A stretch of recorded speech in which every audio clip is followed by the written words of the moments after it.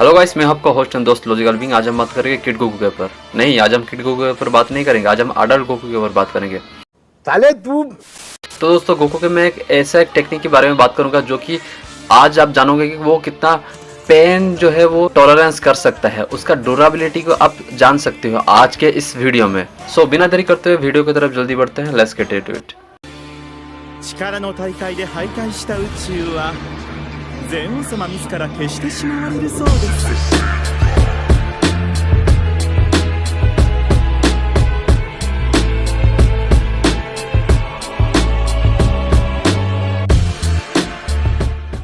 तो दोस्तों, पिछले वीडियो में मैंने चर्चा किया था कि किड गोकू का पावर लेवल जब 180 पे था तब क्या क्या वो कर सकता है। वो literally moon busting, faster than light, की sensing, after drinking ultra divine water. Divine water पीने के बाद एक अंदर का पोटेंशियल लीक होता है, तब क्या होता है कि वो पूरे दुनिया की गुड इविल ये सब कुछ सेंस कर सकता है, जो कि कोई भी सेंस नॉर्मल सेंस जाति जो है वो ऐसा कर नहीं सकता। क्यों? क्योंकि ये जो है एक मॉर्टल टेक्निक है। जो सेंस के जितने भी जो प्रजाति आते हैं या फिर जो पावर अप करना, चीप फायरिंग करना, ये सब एक मॉर्टल टेक्निक है। लेकिन गॉडली टेक्निक के बारे में बात करें तो ये जो कामिसामा रहते हैं या फिर कोरिन रहते हैं, ये सब तक गोकू को हेवनली गॉडली टेक्निक्स सिखाते हैं। तो इससे हमें ये पता लगा सकते हैं कि अगर गोकू नहीं होता तो ये सारे टेक्निक भी इन्वेंट नहीं होते ड्रैगन बॉल में। तो दोस्तों, इविल किंग पिकोलो के बाद जो आर्क आता है वो है Piccolo JR saga. Piccolo JR saga में हम जानते हैं कि गोकू उसमें बड़ा हो जाता है और वो लिटरली एज रहता है वो 16 या फिर 17 आई गेस उसका एज हो जाता है, और उसका पावर लेवल सीधा बढ़ के 260 से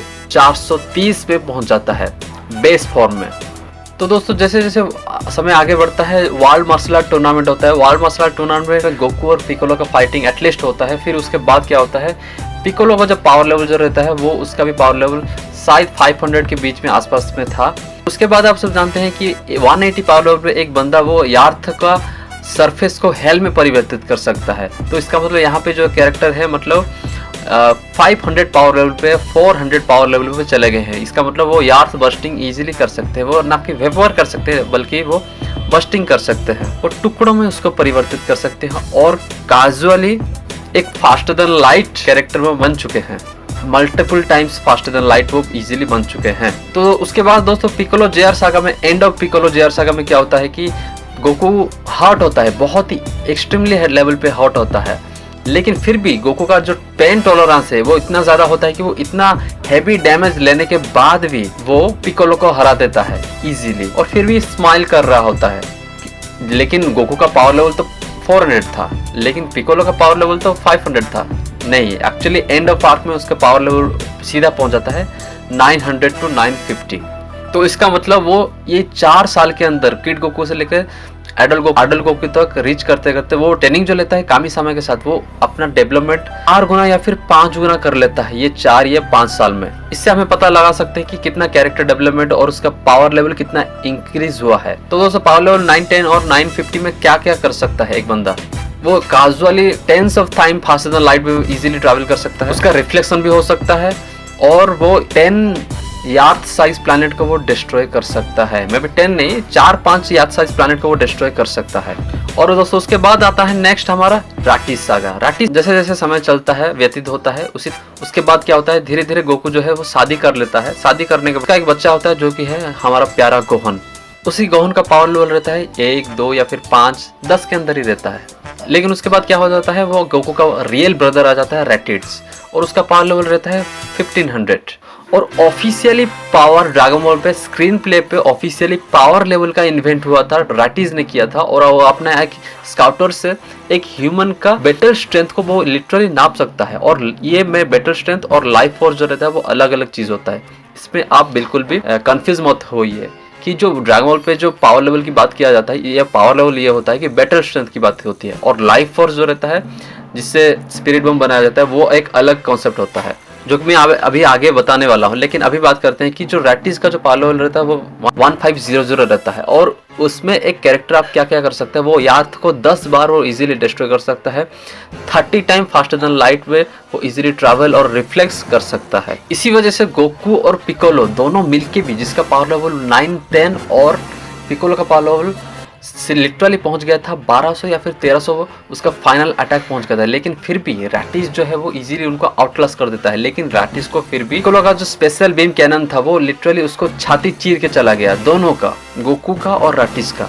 लेकिन इन्हीं सब बीच में एक चमत्कार ये हो जाता है कि गोगोन जो रहता है उसका पावर लेवल जो कि 1 या फिर 2 या फिर ऐसा 10 के अंदर था, वो उसका पावर लिटरली 700 से 1000 तक रीच कर गया था। मैं गलत हो सकता हूँ, लेकिन 700 या फिर 1000 के अंदर मे बी 1100-1200 के अंदर वो चला गया था, जो कि रैटिस को हर्ट कर दिया। जो कि आप इमेजिन कीजिए कि गोहन ने कभी ट्रेनिंग नहीं किया, गोकू ने इतने सालों का ट्रेनिंग किया, लेकिन फिर भी उसका पावर लेवल जो है इतना ज़्यादा बढ़ गया, मतलब 30 टाइम्स ज़्यादा बढ़ गया गोकू से। इसलिए गोहन को बोला जाता है गोहन के अंदर एक हिडन पोटेंशियल है। गोहन के बारे में मैं एक स्पेशल वीडियो में चर्चा करूंगा कि वो क्या चीज है। तो अभी बात करते हैं कि गोकू का जो डेथ हो गया, पिकोलो का जो अटैक के माध्यम से गोकू का जो डेथ हो जाता है वो जाता है अदर वर्ल्ड में। हालांकि कैरेक्टर जब मर जाता है तब क्या होता है कि दूसरे वर्ष में उसका आत्मा, उसका जो सोल जो रहता है वो वेनिश हो जाता है।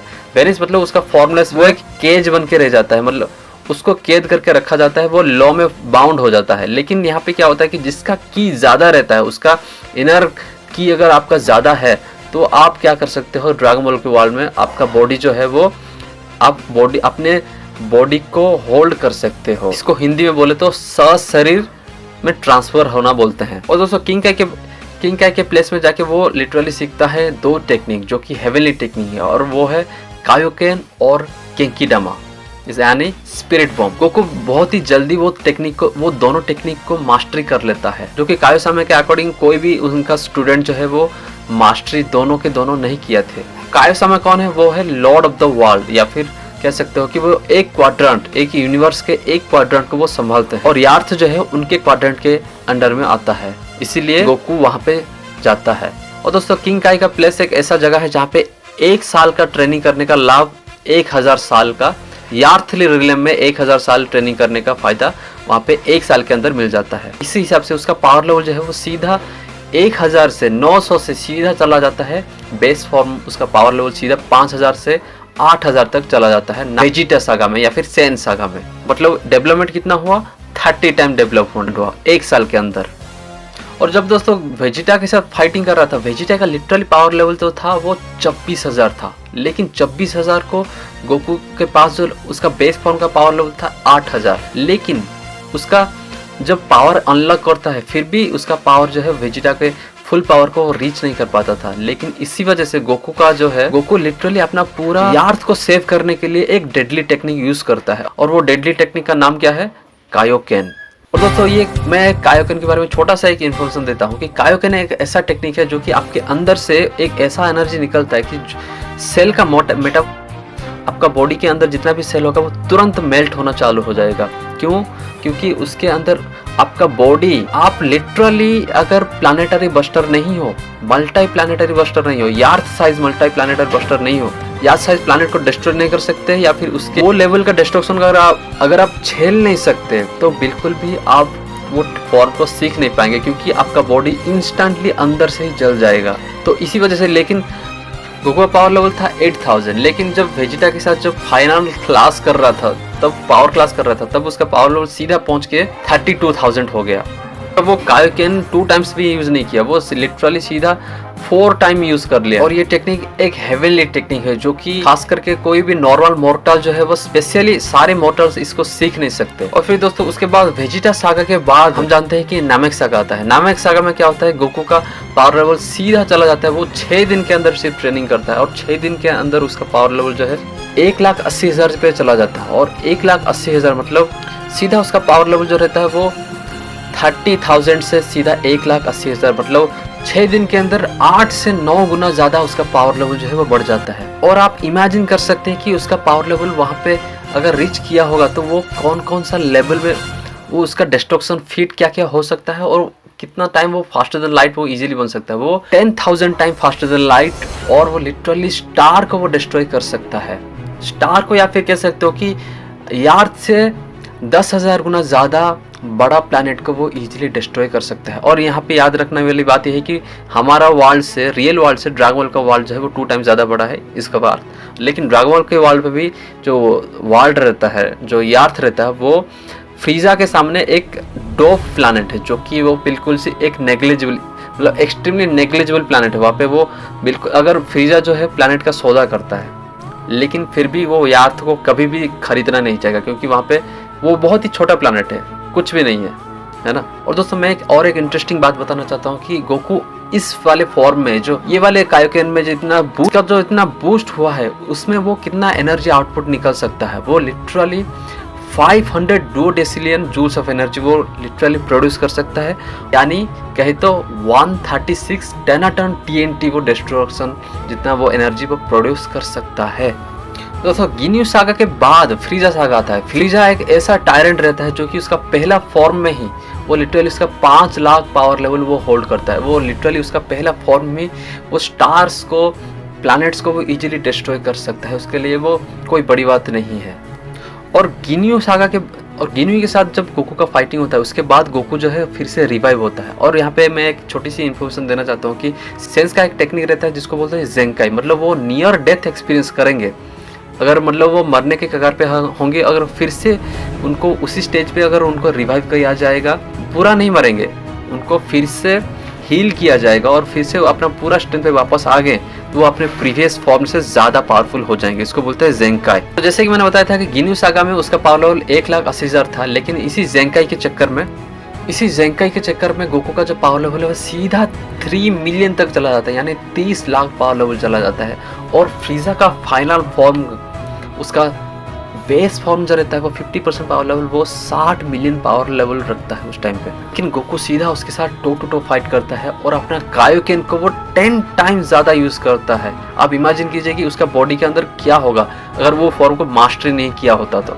वो लिटरली आपके बॉडी को एकदम से अंदर से ही खाक कर देता। वो लिटरली कायोकेन में सेल्स का मेटाबॉलिज्म इतना ज़्यादा बढ़ जाता है कि वो तुरंत मेल्ट होना चालू हो जाते हैं। अगर वो आपका बॉडी, आप एक ट्रेंड बॉडी अगर होल्ड नहीं करते तो आपको वो अंदर से ही जला के खाक कर देगा। गोकू यहाँ पे कायोकेन 10 यूज़ करता है, क्योंकि उसका पावर लेवल सीधा 3 मिलियन से 30 मिलियन पे चला जाता है, लेकिन फिर भी वो फ्रीजा के साथ कीप अप नहीं कर पाता। लेकिन इतना ज़्यादा पावर बूस्ट होने के बाद भी अभी फ्रीजा का बेस फॉर्म ही, मतलब फाइनल फॉर्म का सिर्फ 10% पावर ही, उसका पावर लेवल जो है वो 60 मिलियन तक है। तो इसका मतलब गोकू वहां तक कैसे रीच करेगा, इमेजिन कीजिए दोस्तों। आप इमेजिन कीजिए क्योंकि सामने एक बहुत बड़ा दीवार है, आप उसको कैसे क्रॉस करोगे। मतलब गोकू के पास पावर पूरा सब खर्च करने के बाद उसको 50 मिलियन पावर लेवल है, और फ्रीजा का यहाँ पे सिर्फ 10% पावर पे 60 मिलियन पावर लेवल है। तो इतना बड़ा फासला को गोकू कैसे मैनेज करेगा, और ये जो टॉपिक को हम नेक्स्ट वीडियो में चर्चा करेंगे। तब तक के लिए मैं अभी फिर से थोड़ा रिकैप करता हूँ कि हमने क्या क्या कवर किया। तो दोस्तों स्पीड के हिसाब से गोकू सीधा उसका 10 टाइम ज्यादा फास्टर देन लाइट से ज्यादा वो ट्रैवल कर सकता है, रिफ्लेक्शन कर सकता है, जो कि पावर लेवल 180 या फिर पावर लेवल 260 पे 260 से सीधा वेजिटा सागा में आते आते वो literally 100 time faster than light में इजीली रिएक्ट कर सकता है, पावर लेवल 8000 to 30,000 के अंदर। और रामेक सागा में आते आते वो 6 दिन के अंदर ट्रेनिंग में इतना ज्यादा बूस्ट हो जाता है कि वो लिटरली 9 गुना ज्यादा बढ़ जाता है, और वो 10,000 टाइम फास्टर देन लाइट पे वो इजीली रिफ्लेक्शन और ट्रैवलिंग स्पीड वो कर सकता है। और उसके बाद एक मासिव जेंकाई बूस्ट मिलता है गिन्यू सागा के बाद। तो गिन्यू सागा के बाद एक मासिव जेंकाई बूस्ट होने के बाद वो 1 लाख से सीधा 3 मिलियन पे पहुंच जाता है, मतलब 10 गुना ज़्यादा पावर लेवल जो है एक दिन के अंदर वो गेन करता है कुछ ही समय के अंदर। तो यहाँ पे हम कंसिडर कर सकते हैं कि ये जो स्पीड फिट है वो 1 लाख गुना ज़्यादा वो फास्टर देन लाइट है, सिर्फ और सिर्फ सुपर सैयन आने से पहले। बस्टिंग अटैक की बात करें तो पावर लेवल 260 पे जब किड गोकू था तब वो यार्थ साइज प्लैनेट को वो टुकड़ों में बिखर सकता है, और सरफेस लेवल वो डिस्ट्रॉय कर सकता है अगर लो बॉल करे तो। फिर उसके बाद किंग काय के साथ जब ट्रेनिंग करता है गोकू, तब क्या होता है वो लिटरली यार्थ साइज प्लैनेट को वो इजीली 1000 to 10,000 टाइम वो इजीली डिस्ट्रॉय कर सकता है। और नामेक सागा आते आते, गिन्यू सागा में आते आते वो गोकू जो है एक wide drop star level destruction easily कर सकता है। और उसके बाद ज़ेंकाई के बाद जो उसका power level 3 million to 30 million या फिर 50 मिलियन तक जब पहुंच गया था, तब उसका पावर लेवल, उस पावर लेवल पे वो काजुअली स्टार बस्टर बन जाता है, हमारा सूरज को वो इजीली डिस्ट्रॉय कर सकता है। कोई भी इम्पॉसिबल वाली बात उसके लिए नहीं है जो कि प्लैनेट स्टार्स को वो डिस्ट्रॉय ना कर सके। वो सारे प्लैनेट और स्टार्स को डिस्ट्रॉय कर सकता है। मैं वन शॉट की बात नहीं कर रहा हूँ, लिटरली स्टार बस्टर तो बन चुके हैं। लेकिन उसके बाद भी मैं एक सरप्राइजिंग चीज़ मैं आपको बताऊंगा नेक्स्ट वीडियो पे कि यहाँ पे कैरेक्टर जो है वो यूनिवर्सल पे बोलते हैं, क्यों, और वो भी ऑफिशियल्स की बात कर रहा हूँ। हमारा स्केलिंग पूरी तरह से गलत है, फिर भी मैं गलत स्केलिंग बता रहा हूँ क्योंकि ऑफिशियल्स का स्केलिंग एक अलग चलता है। मैं ये दूसरे वीडियो में बात करूंगा कि फ्रीजा का फास्ट फॉर्म भी वो यूनिवर्सल कंसिडर हो सकता है, और वो कैसे नेक्स्ट वीडियो में बात करते हैं। तब तक के लिए आरिगातो गोजाइमासु, बाय बाय।